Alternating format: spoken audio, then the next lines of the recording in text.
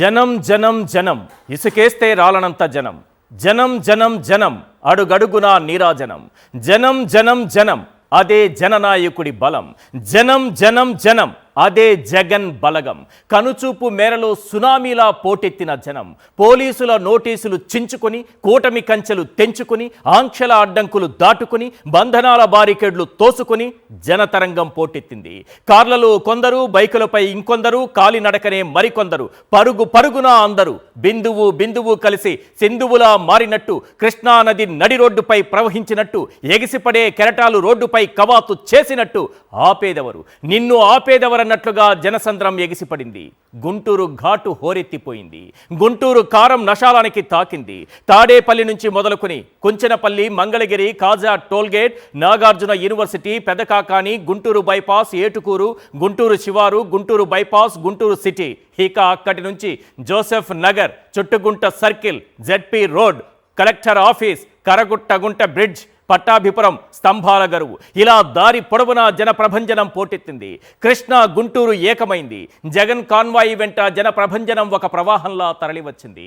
తమ అభిమాన నాయకుణ్ణి ముందుండి నడిపించింది. వేలాది మంది గొంతుకులతో దిక్కులు పెక్కటిల్లేలా జగన్ నినాదం హోరెత్తింది. జంగిల్ రాజు పాలనపై జన సునామీ గర్జించింది. నోటీసులు ఇచ్చి, బారికేడ్లు పెట్టి, రోడ్డు కడ్డంగా టిప్పర్ లారీలు నిలబెట్టి, అడుగడుగునా మోహరించిన వందలాది మంది పోలీసులను దాటుకుని వచ్చిన జన సునామీ ఇది. ఇవన్నీ లేకపోతే జన ప్రభంజనం ఇంకెలా ఉంటుందో ఊహించుకోండి. జగన్ గుంటూరు ఎలా వస్తారో చూస్తాం. ఆయన గురించి సరిగ్గా తెలియని ఓ టీడీపీ ఎమ్మెల్యే చేసిన సవాల్ ఇది. అతను ఢిల్లీకే భయపడలేదు. ఈ గల్లీగాళ్లకు, గల్లాగాళ్లకు భయపడతాడా? ఆయన అడుగు పెడితే గుంటూరు ఘాటు ఎలా నశాలానికి తాకుతుందో ఆ టీడీపీ ఎమ్మెల్యేతో పాటు కరకట్టకు కూడా బాగా అర్థమయ్యే ఉంటుంది. జగన్ పర్యటనకు తరలివచ్చిన జనాలను చూసి కరకట్ట ఇంట్లో టీవీలు పగిలాయా, సోఫాలు చెరిగాయా అని మాత్రం అడగొద్దు. ఏం జరిగుంటుందో మీ ఊహకై వదిలేస్తున్నా.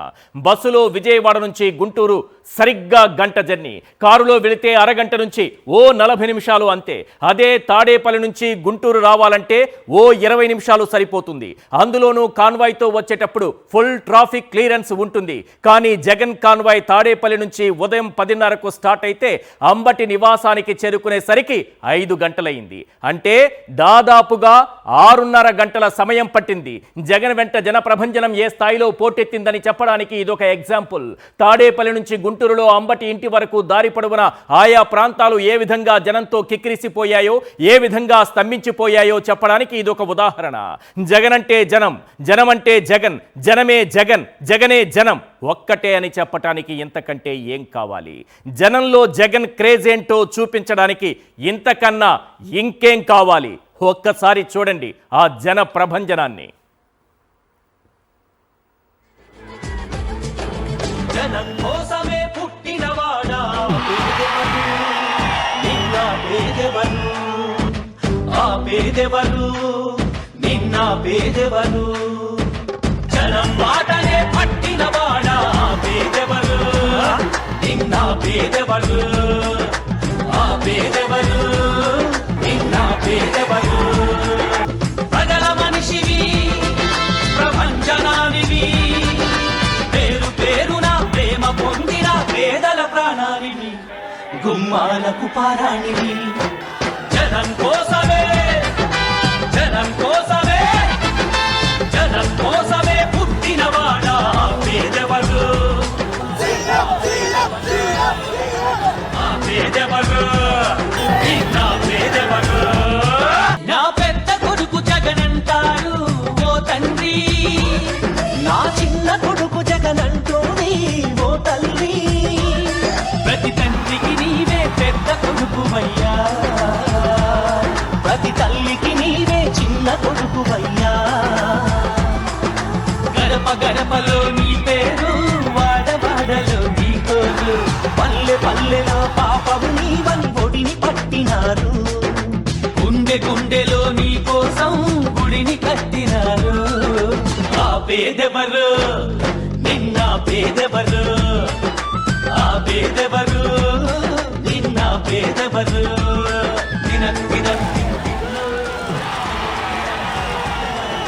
జనం కోసమే పుట్టినవాడా పేదెవరు, నిన్న పేదెవరు, ఆ పేదెవరు నిన్న పేదెవరు జనం మాటనే పట్టిన వాడా పేదెవరు నిన్న పేదెవరు ఆ పేదెవరు నిన్న పేదెవరు ప్రజల మనిషివి ప్రపంచనానివి పేరు పేరున ప్రేమ పొందిన పేదల ప్రాణానివి గుమ్మాలకు పారానివి జనం కోసమే జనం కోసమే జనం కోసమే పుట్టినవాడా పేదెవరు నిన్న పేదెవరు ఆ పేదెవరు నిన్న పేదెవరు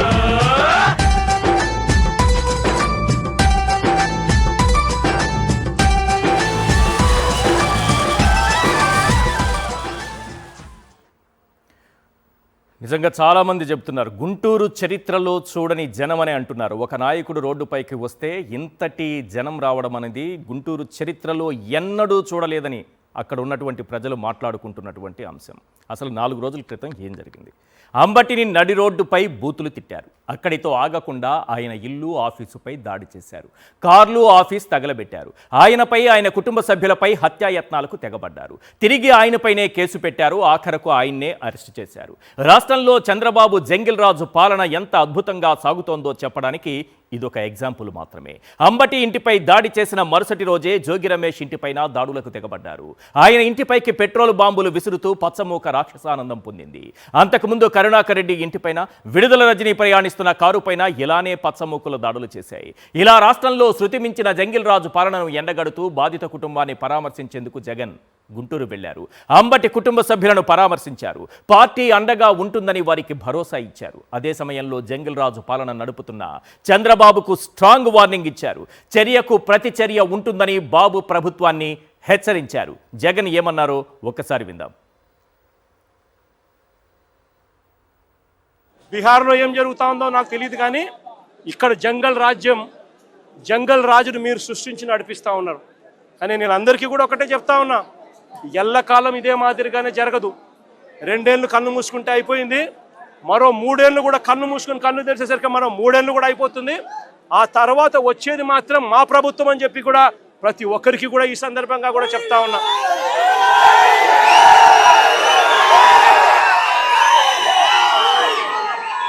ఈ చంద్రబాబు నాయుడు గారికి చెప్తా ఉన్నాను, ఆయన కొడుకు చెప్తా ఉన్నాను, ఆయనకు కొమ్ము కాస్తా ఉన్నా ఆయన పార్టీ ఇతర పార్టీ నాయకులకు చెప్తా ఉన్నాను, ఆయనకు కొమ్ము కాస్తా ఉన్నా ఇలాంటి పోలీసు అధికారులకు కూడా చెప్తా ఉన్నాను.